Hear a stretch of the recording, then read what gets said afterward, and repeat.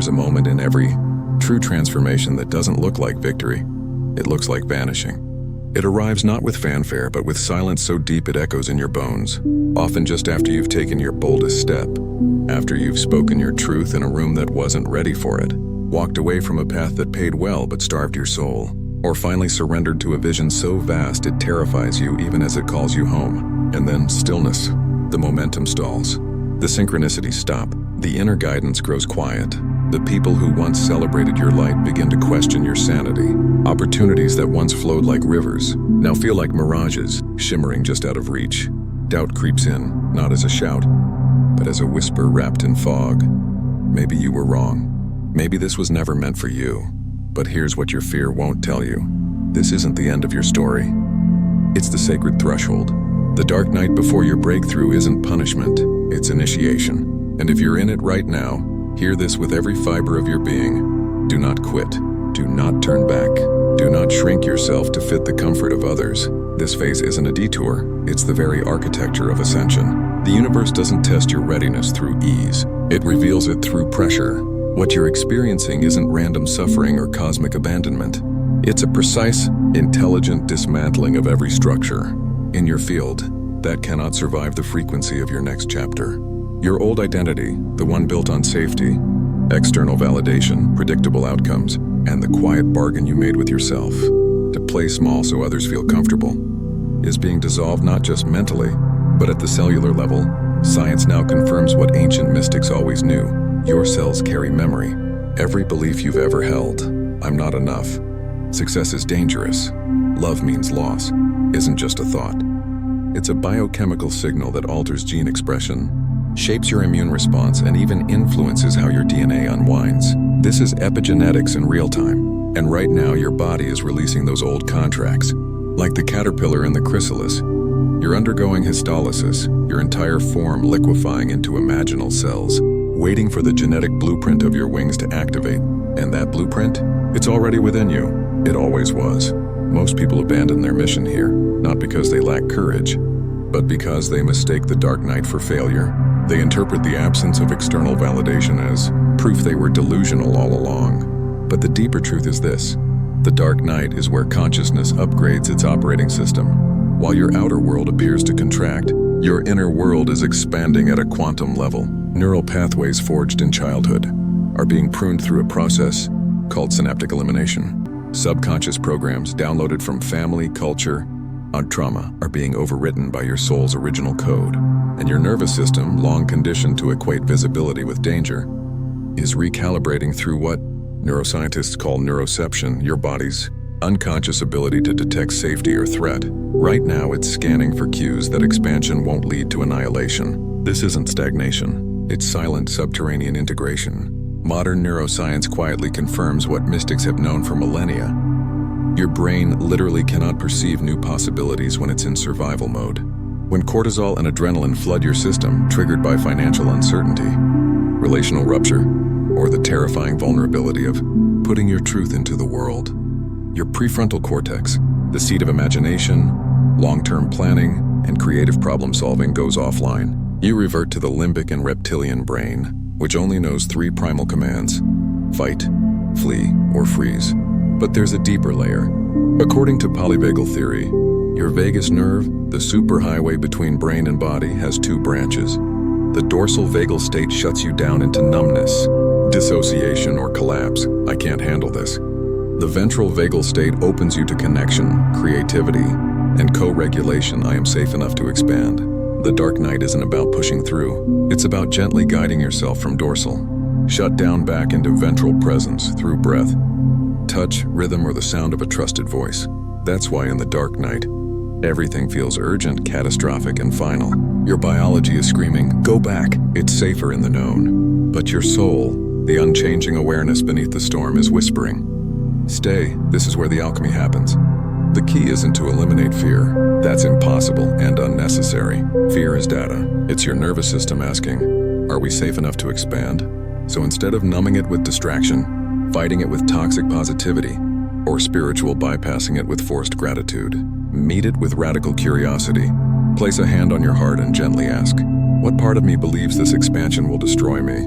What old story is trying to protect me?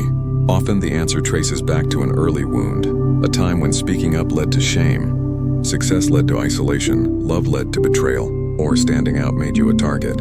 Your subconscious isn't sabotaging you. It's protecting you based on outdated intelligence from a time when you truly didn't have the resources to handle exposure. Your work now is gentle re-education, not through affirmations shouted over panic, but through embodied regulation. Breathe slowly into your belly. Feel your feet on the earth.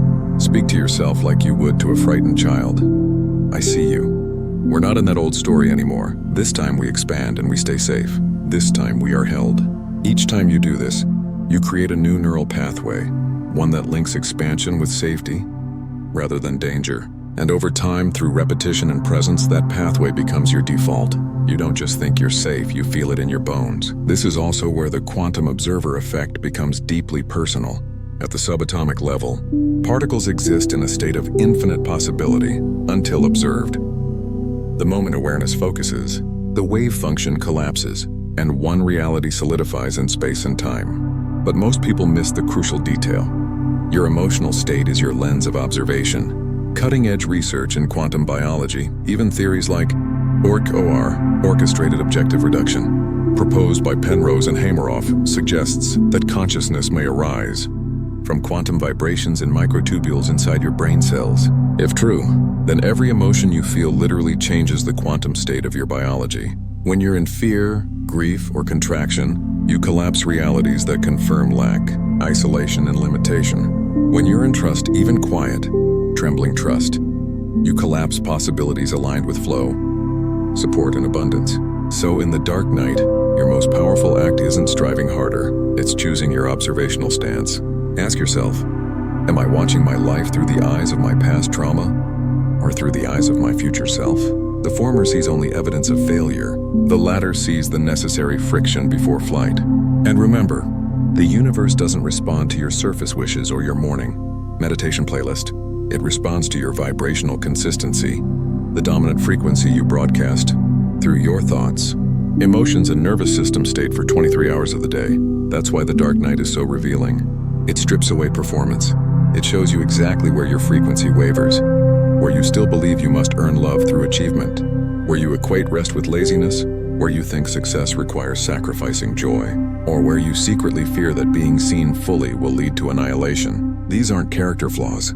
They're activation points, sacred sites where your next layer of mastery awaits. Now let's talk about time, because your linear mind is lying to you. In clock time, the dark night feels endless, like wandering in a cave with no exit.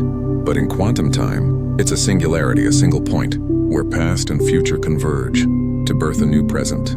Physicists studying non-locality and temporal entanglement suggest that time isn't a straight line, but a field, where cause and effect can loop, where future potentials influence the present. What feels like months of struggle may be energetically just a few heartbeats of recalibration. The discomfort isn't proportional to the duration. It's proportional to the magnitude of the shift.